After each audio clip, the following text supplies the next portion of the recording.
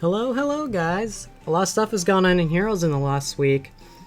A lot of stuff, but nothing too crazy to dedicate a video to in my opinion. I'm sure by now a lot of you realize that the Cleric banner is very hard to get a character you want with the same color focus on every single one.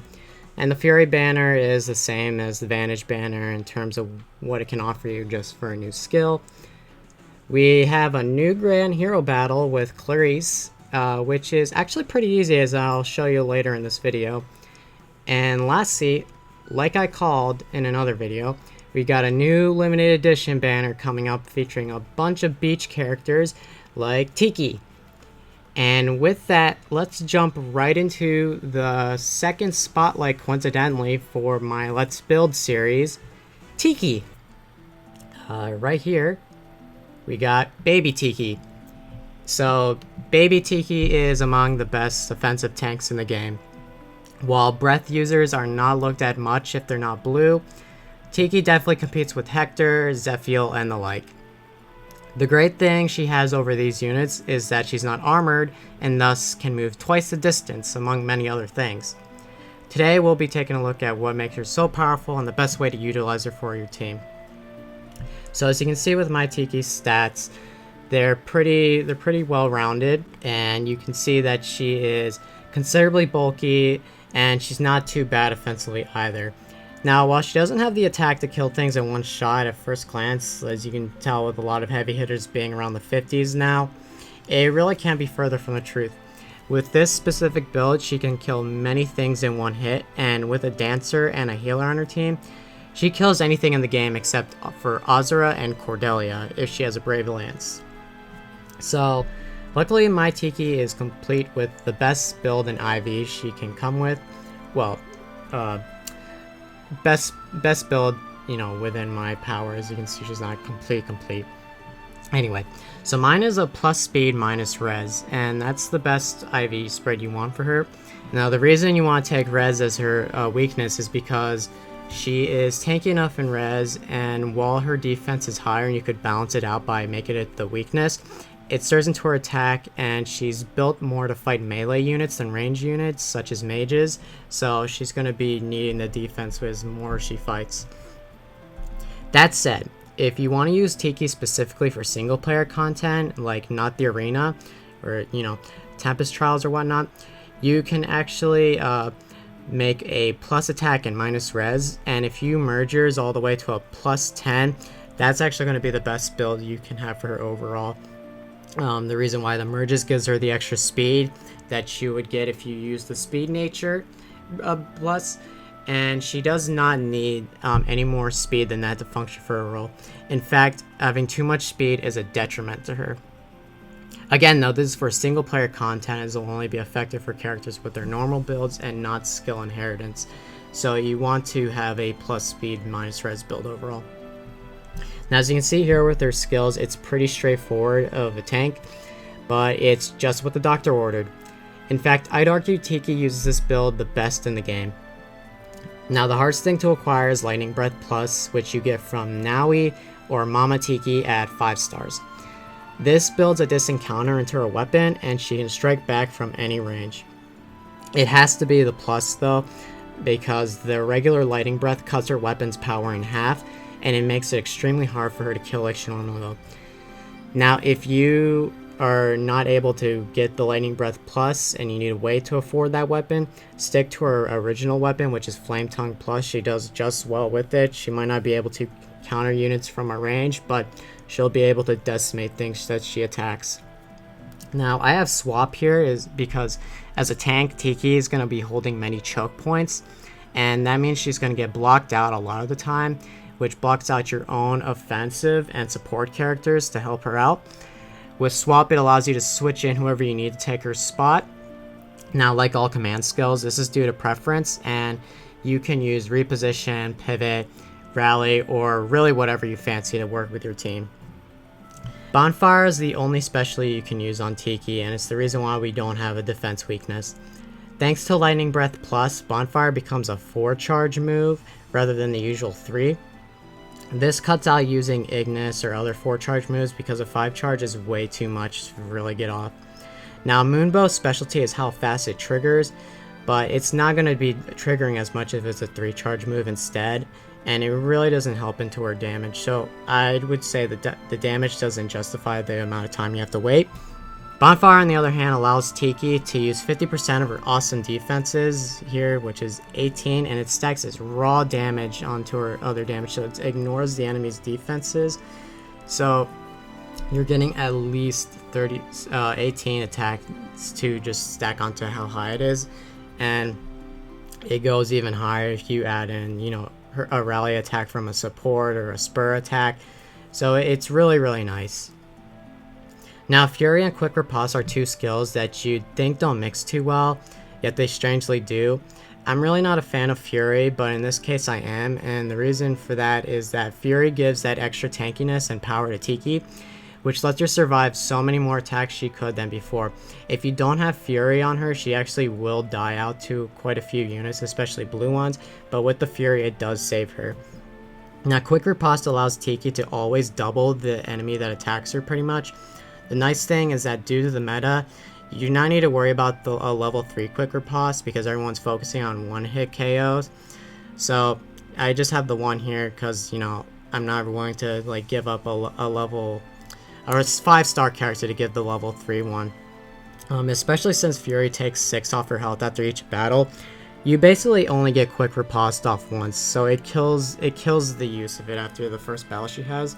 Now, if you have a healer on her team, though, she will be able to continually use the skill, which is what I like. Now, we have Threat and Res here, and it's there to boost her own attack power. As a tank, most first encounters she'll have when the enemy initiates on her ends in a draw. So then on your phase, when it's her turn, this skill will go into effect, and it gives her at least 6 more damage to deal when she goes on the offense. Now, it's another skill you can change up at your leisure, but I highly recommend using this one because it lets Tiki shine at her fullest potential. Now finally we have her seal. The best seal to use is HP plus 3. This allows her survivability a lot and actually turns more battles into wins than just giving her an attacker's speed skill will. I've done the calcs, and really HP 3 is the best one. Now you don't see it on her because it's actually on someone else who we'll be talking about in just a minute here. So if you don't have the HP 3 or you have it on someone else on your team, Quick Impulse is the second best choice because it negates Lightning Breath's extra charge on Bonfire.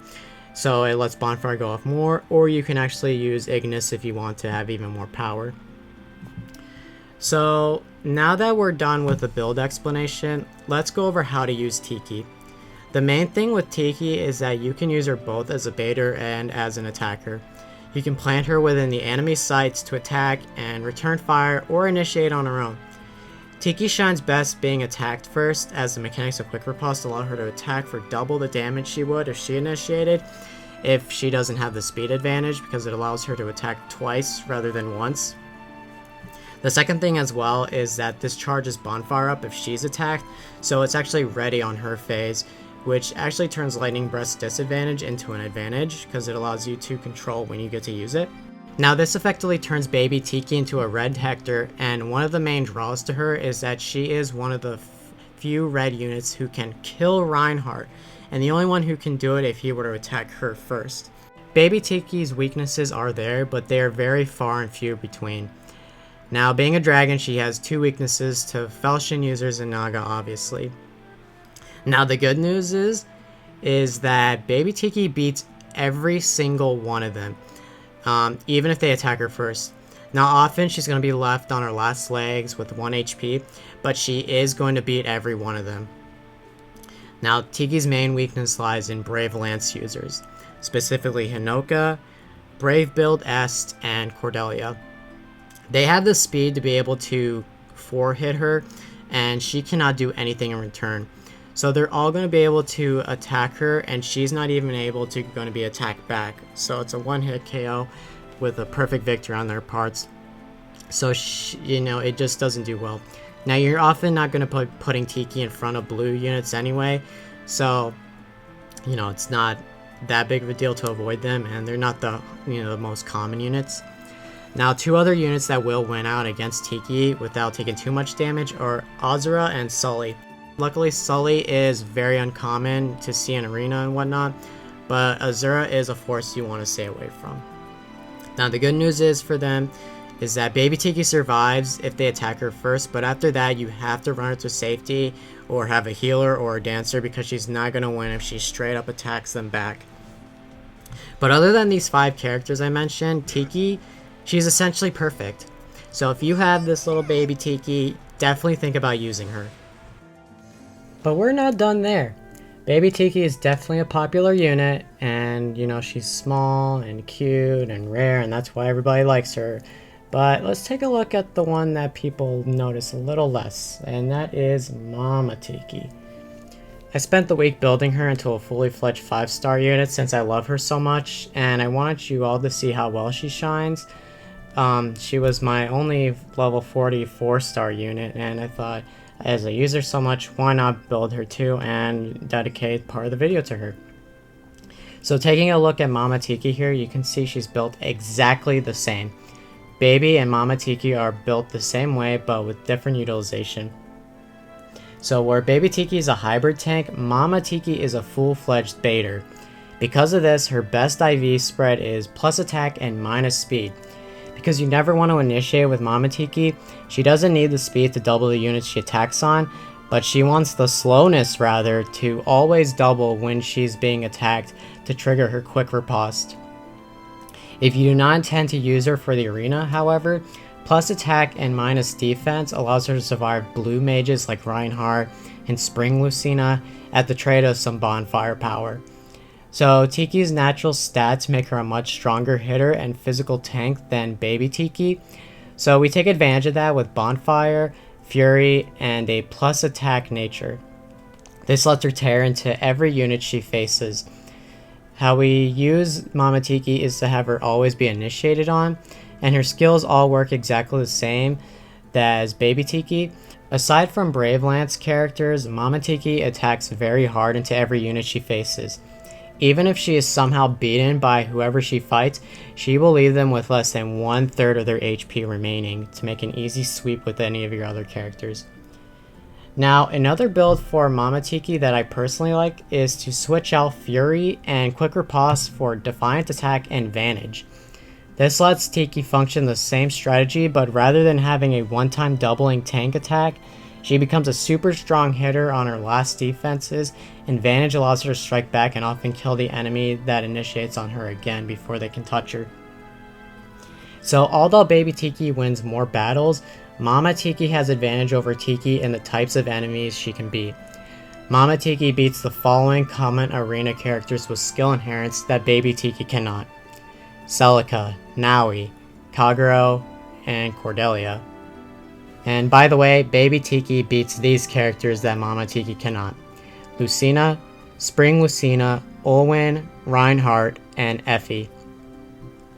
Both Tikis do very well on their own, but here is a list of characters that I highly recommend partnering them up with for teammates to make her shine at her fullest potential. Ninian, Olivia, and Azura as dancers, and Ninian also has fortified dragons to boost their defenses even further. Elise, Jenny, and basic other healers. Healers with rehabilitation and imbue help a lot to boost her right back to full HP so she can quick riposte once again.